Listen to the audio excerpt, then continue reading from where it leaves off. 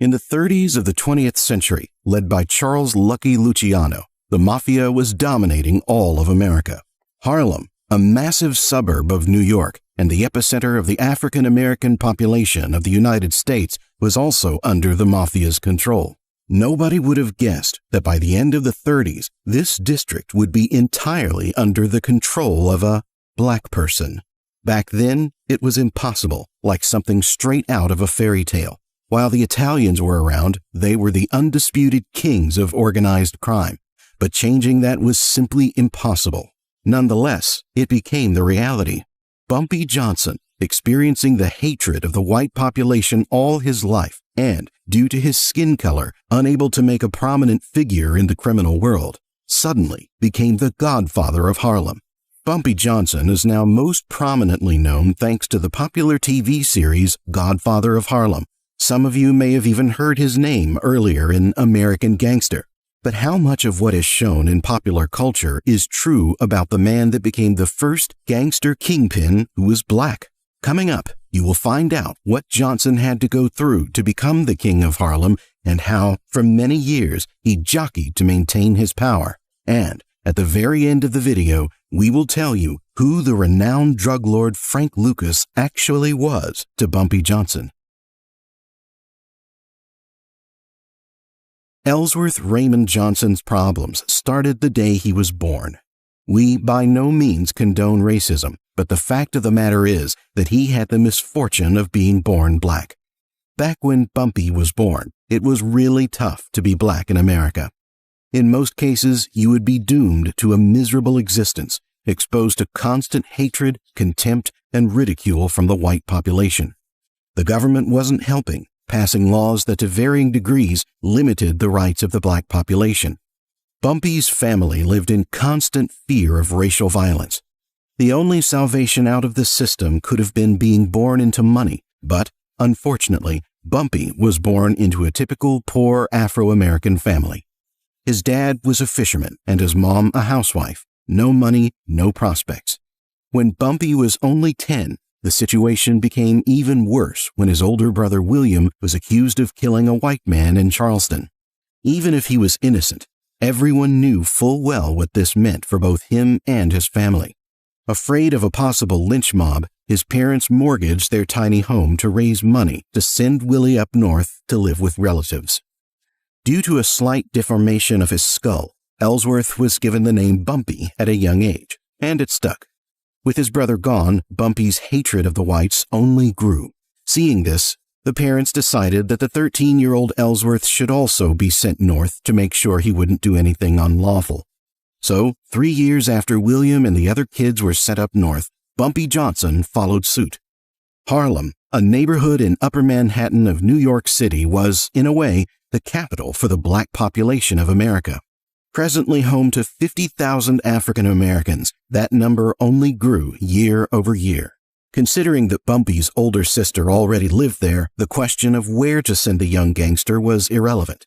Change isn't always for the best, but the parents thought that in Harlem, living amongst other Afro-Americans, Bumpy would have the chance to change his life for the better, receive support from others in a similar position, and possibly even obtain some form of education. But as is usually the case, it all turned out entirely not as desired. Suddenly, Bumpy discovered that he had hefty criminal abilities. Despite moving north, Johnson couldn't escape racism, and with his small physique and a strong Southern accent, Bumpy became a target for bullying. Fortunately, Johnson's nasty temper kept him from becoming an unfortunate victim, and as a teenager, he became a daring scrapper who others avoided getting tangled up with. Once properly settled in Harlem, the lad gradually started ditching school and soon stopped showing up entirely. While not particularly interested in education, Bumpy was smart and quick-witted from birth. Education wasn't something that interested Bumpy, but the streets were, plentiful with ways to get some cash, which he needed. By the time he was 15, Johnson was kicking it up with a questionable crowd, working odd jobs for some side cash, and playing billiards and dice for cash. But handing out newspapers and sweeping floors of shops wasn't something that Bumpy wanted to do in the long term. Living amid African Americans, he figured out that he could kill several birds with one stone. He could help his community, make some cash, and satiate his rage that was building up all these years, all at the same time. So Bumpy started offering black shopkeepers protection. It's worth mentioning that Johnson's crew, considering their young age, did a pretty good job, despite not having a large client base. William "Bub" Hewlett, a gangster with tenure, was also offering similar services and was famous throughout Harlem. Sooner or later, it was inevitable that young Bumpy and Bub, who was Johnson's senior of 17 years, would meet, and it wouldn't go well for the young buck. One day, Hewlett came to a newly opened store and offered protection to its owner. In return, the owner said that he already paid for protection to a certain Bumpy Johnson. The answer shocked the gangster, and without a blink of hesitation, he decided to clip the wings of his rival. He was shocked to find out that his competitor was a 16-year-old boy. Once they were face to face, Bub demanded that Bumpy hand over all his clients and get lost while he could still walk. But Johnson's answer astonished him. Even though he was risking his life, his response was a firm no. This is where Johnson's story could have ended, but William "Bub" Hewlett turned out to be no mere brute, but a man of farsightedness and ambition. Bub saw the boy's potential and was impressed by his bravery, inviting him into the business of providing physical protection for high-ranking bankers of Harlem. It didn't take long for Johnson to become one of the most sought-after bodyguards in the area. With Bub Hewlett's support, Johnson's criminal career took off and jumped to a whole different level. Bumpy was considered a very dangerous man. He was feared, not only because he never left his home without a gun or a knife, but also because if the situation presented itself, he wouldn't hesitate to skillfully use them. Armed robbery, burglary, extortion, pimping, Johnson was involved in all of it now. But this could not have gone unnoticed for long. Bumpy soon got on the cops' radar, and they got to work with all due diligence. Perhaps, if he was white, he would have been able to avoid any charges, but nobody even thought of looking the other way when it came to an insolent black thug. As a result, Bumpy was celebrating his 17th birthday while doing time in Elmira Reformatory. But this was just the beginning. The next decade will see Johnson in and out of jail for a variety of crimes, including illegal possession of a weapon, grand larceny, and more. Bumpy became a famous gangster, but not so big that when he spent a decade in prison, people on the streets still remembered him. He wasn't, nor could he ever be, a part of the Italian Mafia, and for the same reason he couldn't have been a kingpin of Harlem. All he could settle for was being a proficient gangster, albeit not a very influential one. Finally, concluding his most recent unforgettable visit to prison in 1932, Bumpy came out and had the firmest intention to never go back in. Unfortunately, he had no money and no way of making it, other than once again getting involved with criminals. Though card rooms offering games like poker and blackjack were flourishing in cities across America, it was the numbers game that took over Harlem. Also known as the numbers racket or Italian lottery, it was an illegal lottery popularized in the 1920s and 30s. With bets starting at just a penny, the game was predominantly played in poor and working-class neighborhoods. While many independent bookmakers capitalized on the numbers racket, Bronx mob boss Dutch Schultz bulldozed almost every bookie into working for him. This was much better than the alternative, losing their business altogether. However, Stephanie St. Clair, one of the only female racket runners in Harlem, refused to back down. She needed strong and reliable people for her crew, and soon her gaze fell on Bumpy Johnson, a man who could become her right hand. The union was mutually beneficial. Stephanie's crew gained a reliable, quick-witted member who could be tasked with any job, and Bumpy could once again step into the spotlight under the support of a powerful and respected ally. Johnson became St. Clair's bodyguard and her main muscle. At the time, St. Clair was the reigning queen of several criminal organizations across Harlem. She was the leader of a local gang, the 40 Thieves, and was also a key investor in the numbers racket in the neighborhood. St. Clair was certain that Bumpy Johnson would be her perfect partner in crime. She was impressed by his intelligence, and the two quickly became fast friends despite their 20-year age difference, though some biographers peg her as being only 10 years his senior.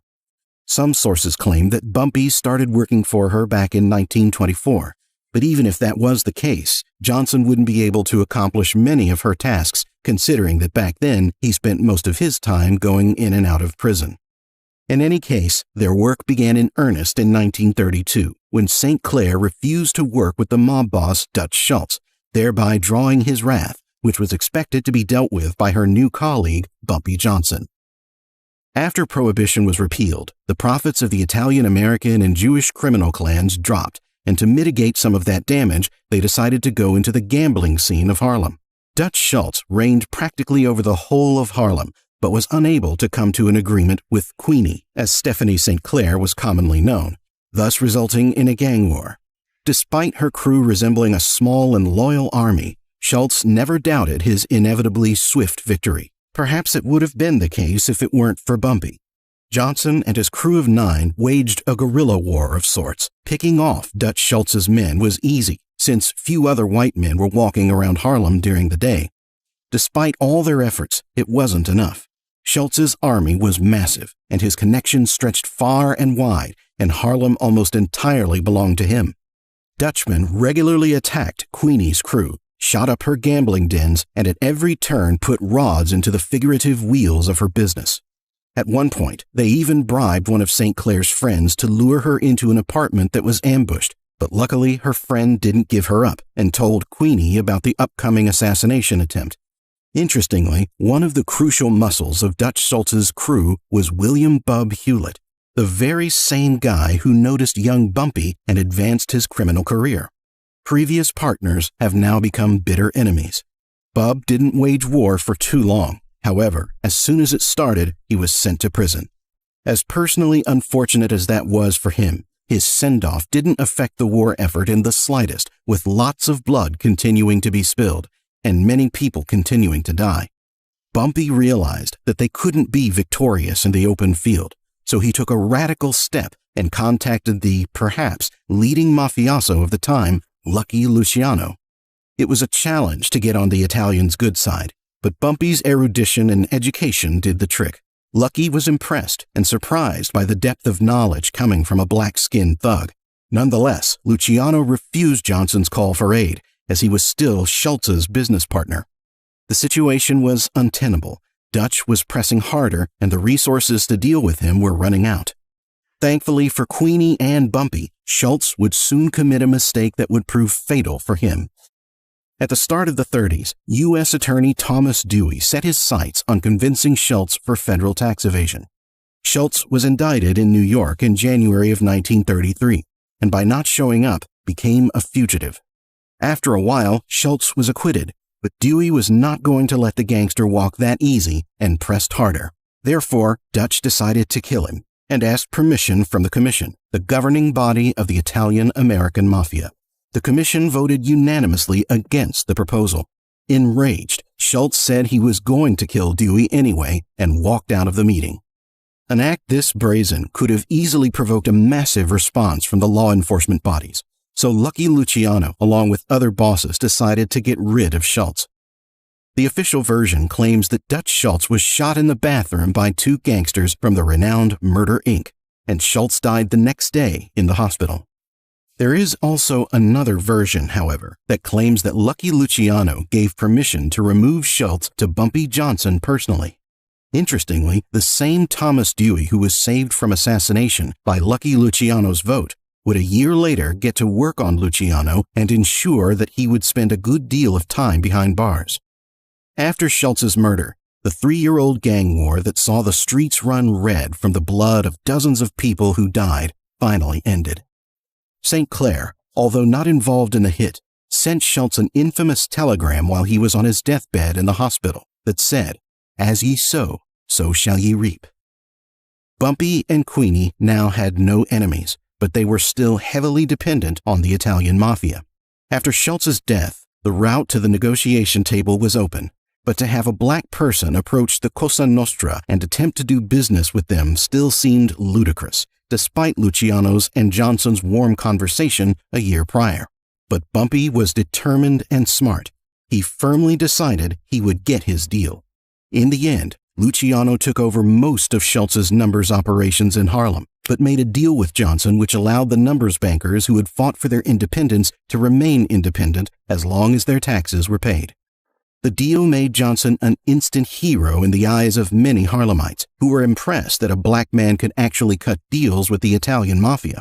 Although the deal wasn't perfect for Bumpy or Queenie, and not everyone was happy with it, at the same time, the people of Harlem realized that Bumpy ended the war without further losses and made an honorable alliance. After the talks, Johnson became the de facto head of Harlem, a man who stood up for his community and won. Besides, Stephanie St. Clair had to step away from the world of crime and slowly moved further and further away, and in the beginning of 1938 left entirely when she went to prison for shooting at her husband for cheating on her. Bumpy Johnson officially became the unanimous king of Harlem.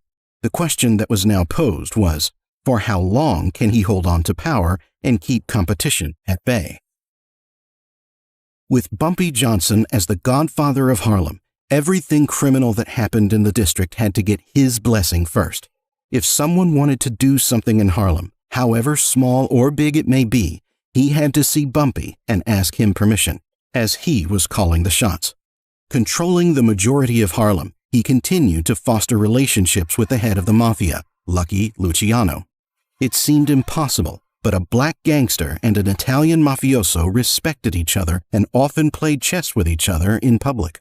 Johnson was a true pro at chess and even once said, "If you master the game of chess, you master the game of life." Bumpy's partnership was also profitable for Luciano, as Harlem was finally at peace and order was established. There is always someone who isn't content with the status quo and tries to shake it up. One time, when Bumpy was having dinner with the glamorous editor of Vanity Fair, Helen Lawrenson, who he had an affair with, a shootout occurred outside. Johnson left his steak and joined in on the shooting, and once it was over, calmly returned to the table and was asked by the nervous, shaking Helen Lawrenson what happened. He replied without missing a beat, "We both missed. Now I'm going to have a banana split. How about you?" In another situation, Charlie, a New York pimp, attempted to rape one of the prostitutes that were under Bumpy's protection. In return, Johnson found the pimp and sliced him up with his favorite weapon, a razor blade. After the incident, Johnson took Charlie to the ER, where the bleeding pimp was moved to a stretcher. While being rolled away, he ratted on Bumpy and said that this was the work of the black-skinned gangster. Bumpy, who was standing beside him, flew into rage, jumping onto the stretcher, and started clubbing Charlie's face. Police were quick on the scene and arrested the Harlem kingpin. By the time Bumpy faced the judge in a trial pertaining to the incident in the hospital and the knife cuts, Charlie said he had no idea what the police were on about. Once recovered from his injuries, the pimp clearly came to his senses and didn't say anything against Bumpy in the trial.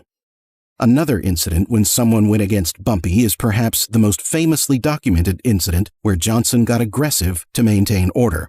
As one chilling excerpt from Johnson's biography reads, Bumpy spotted Rollins. He pulled out a knife and jumped on Rollins, and the two men rolled around on the floor for a few moments before Bumpy stood up and straightened his tie.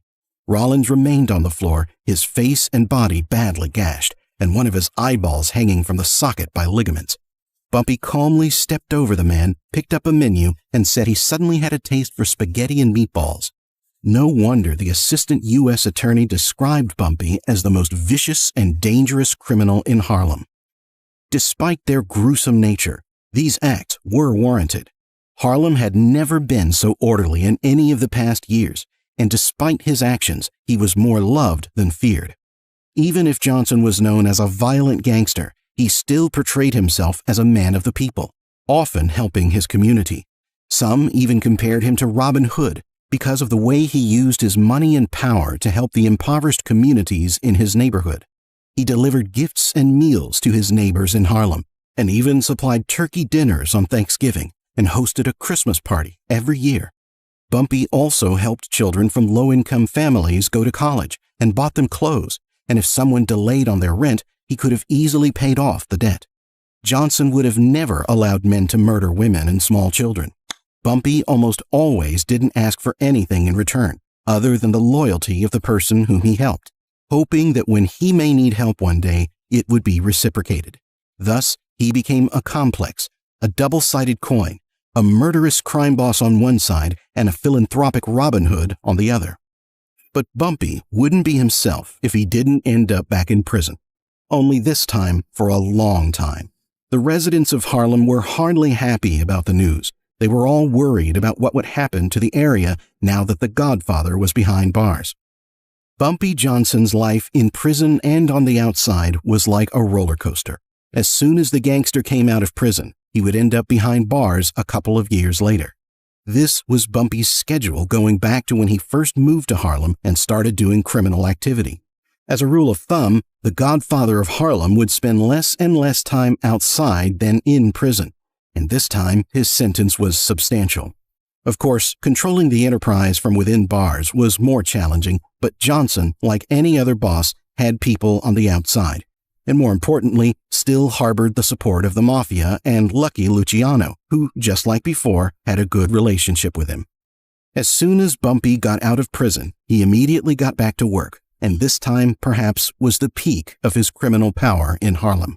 In addition, Bumpy decided to take up the spiritual side of his life in addition to the criminal one. Johnson was known for his erudition and was nicknamed the Professor due to his love of books and philosophy. He also loved poetry and even wrote his own, some of which was finally published in Harlem magazines. Bumpy was almost always dressed to the nines, but now he arranged for custom-made suits to be sewn specifically for him and his ties to come from the elite haberdasher Sulka. Johnson was frequently surrounded by celebrities, but in recent years their numbers vastly increased. The Godfather of Harlem tried to create an image that he lived like an influential white person, with the idea that the police would, if only a little, relax their vigil. The next step was to create a family. Bumpy met the charming Mame Hatcher. Despite her being well informed of his violent criminal past, the couple married half a year after meeting each other and remained together until his death. Mame was 9 years younger than the King of Harlem, and it seems that Bumpy truly did love her. Johnson had connections, friends in high places, and a wonderful wife. He was free, and the cops didn't touch him, but it wasn't without a fly in the ointment. Bumpy had a grown daughter named Elise, who was an avid drug addict. The gangster never managed to build a relationship with her, but he was still her father. One day, Elise turned up with a random child, and Bumpy and his new wife took the child in. Margaret wouldn't have a chance with a junkie mother, but living with her grandparents, she would have a normal childhood. The only caveat was that when Margaret grew up, Mame and Bumpy decided to hide the fact that they weren't her actual parents. Margaret lived for many years with full confidence that Bumpy was her father. Perhaps it was better for everyone this way. But who got his actual daughter hooked on heroin? Who flooded the streets of Harlem with drugs? Paradoxically, Bumpy Johnson played a crucial role in the distribution of narcotics throughout the suburbs. The Italian Mafia was one of the main conduits for drugs into America, all the way from the end of World War II to roughly the middle of the 60s. Together with the Italians, Bumpy flooded Harlem with heroin, although many claim that Johnson wasn't directly involved with drugs and was just skimming his share. Harlem slowly started to drown in narcotics, and Bumpy and his Italian friends made decent money thanks to all the junkies. But no matter how much money there was to be made, jail sentences for the distribution of drugs was lengthy. Soon, Bumpy was caught once again. In 1952, during the peak of his rule, Johnson was arrested for the sale of heroin. Despite his claim that he was set up, and in this case it probably being true, Johnson was sentenced to 15 years behind bars, most of which he would spend in the infamous Alcatraz Federal Penitentiary in California. This was the longest sentence of his life. Flash Walker, who basically got Bumpy in jail, was Johnson's personal chauffeur for many years. They had a cordial relationship, and Bumpy trusted him. But when Walker got caught in a heroin deal, it left little room for friendship. The police gave him an ultimatum, either to give up his boss or go to jail for a long time. Flash chose the first option, and Bumpy was the one that ended up going to prison for 15 years. However, Johnson didn't remain in debt for long, and after some time the previous chauffeur disappeared without a trace. It is doubtful that he escaped. Most likely he was caught and killed by Johnson's crew. Such a prolonged leave could have been the end of Bumpy's domination in Harlem, but Bumpy, already having a similar experience, was able to retain power. In 1962, the famous escape from Alcatraz took place, the first and the only in the entire history of this super-guarded prison. 3 inmates escaped, and none of them were found. Many sources claim that Bumpy Johnson was crucial in helping them escape. Bumpy's men sent the escapees a boat and provided shelter where they could stay for a few days. So why didn't the godfather of Harlem escape with them? The answer is quite simple. Bumpy didn't want to be a fugitive, since if he was always hounded by the cops, he wouldn't have been able to conduct business in Harlem in his usual manner, not to mention he wouldn't be able to be seen in public. Besides, Johnson was a good inmate, spending his time quietly and peacefully, hoping to soon be released by being granted parole. This is exactly what happened, and only after a year he left prison, aged 56. It is from this moment that perhaps the most reliable movie about Bumpy Johnson begins, or rather a TV series called Godfather of Harlem starring Forrest Whitaker.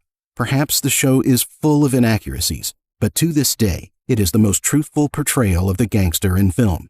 In the show, when Johnson returns to Harlem, he is greeted by his loyal wife and dozens of black Harlemites who immediately ambush Johnson with petitions for help. In reality, things were a little different. His return was marked by a parade. People were truly happy that their godfather and mentor was finally free. They loved and respected him, and these emotions were genuine. They hoped that order would once again reign in Harlem after it degraded into a sad state during his absence. Bumpy saw it too. No parade could have overshadowed all the dullness and poverty that the streets now resembled. The area was flooded with drugs. City corners were full of needles, and junkies were loitering about looking for their next fix. It was a pitiful sight. Bumpy had a lot of work to do, and he immediately got to it. In hopes of rehabilitating the neighborhood and protecting its black citizens, politicians and civil rights leaders turned their attention to Harlem's drug problem. One of these people was Bumpy's old friend Malcolm X, who he knew all the way back from the 40s when Malcolm was still an ordinary street dealer. Now, Malcolm X was an African-American Islamic black rights activist who became universally known throughout the United States. It was with his help that Bumpy began his rehabilitation of Harlem. In return, in 1964, the ex-dealer asked Johnson for protection against the leaders of the Nation of Islam, who at any moment could have attacked him. Everything was going well. Harlem was slowly getting rid of the drugs, but at the beginning of 1965, Malcolm X refused protection and cooperation from Bumpy. He decided that his connection with the known criminal would be bad for his image and asked Johnson to remove the security. Malcolm X paid a high price for his liberty with personal security and was assassinated only a couple of weeks later. Managing affairs in Harlem was becoming more and more difficult. The police were pressing harder and not letting up on Bumpy.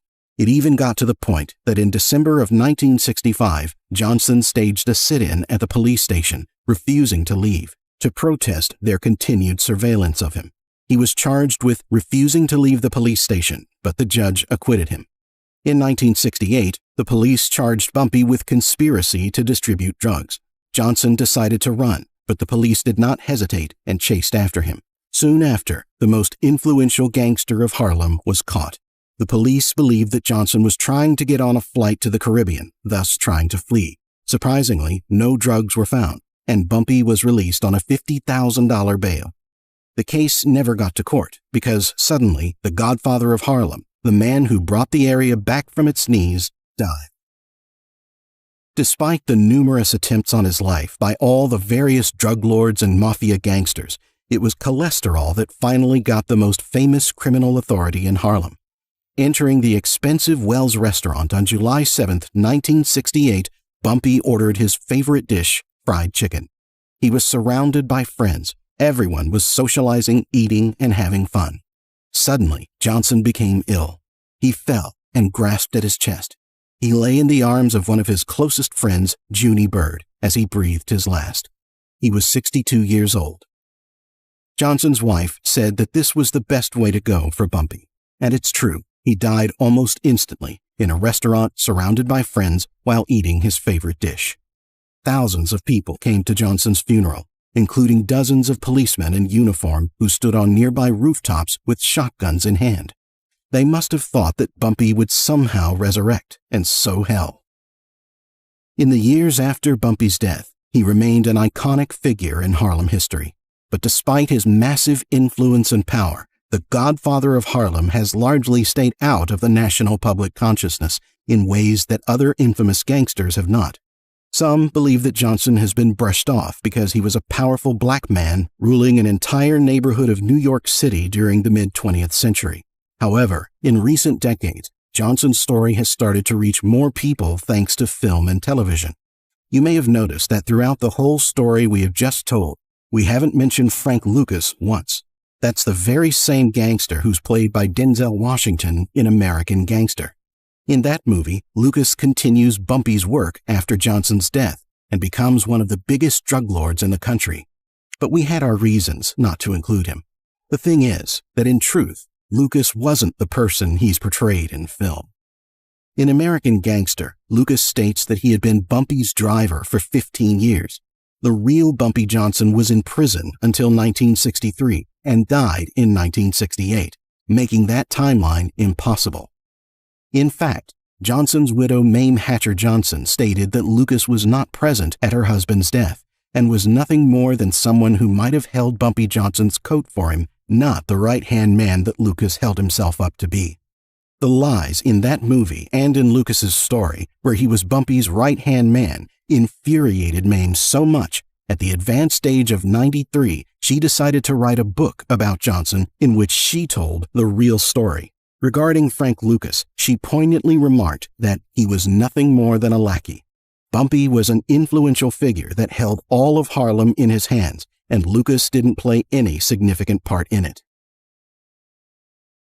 Bumpy Johnson became a legend not only in Harlem, but in all of America. An ordinary black man could not have, at that time, become a significant figure in the criminal world of the United States, but Johnson managed to pull it off. He did much for Harlem and established order, but it's certainly impossible to say that Bumpy was a positive character. He was a gangster who was respected, and considering where he came from, achieved much. Bumpy Johnson was the first real influential black gangster, and for that, he will always be remembered.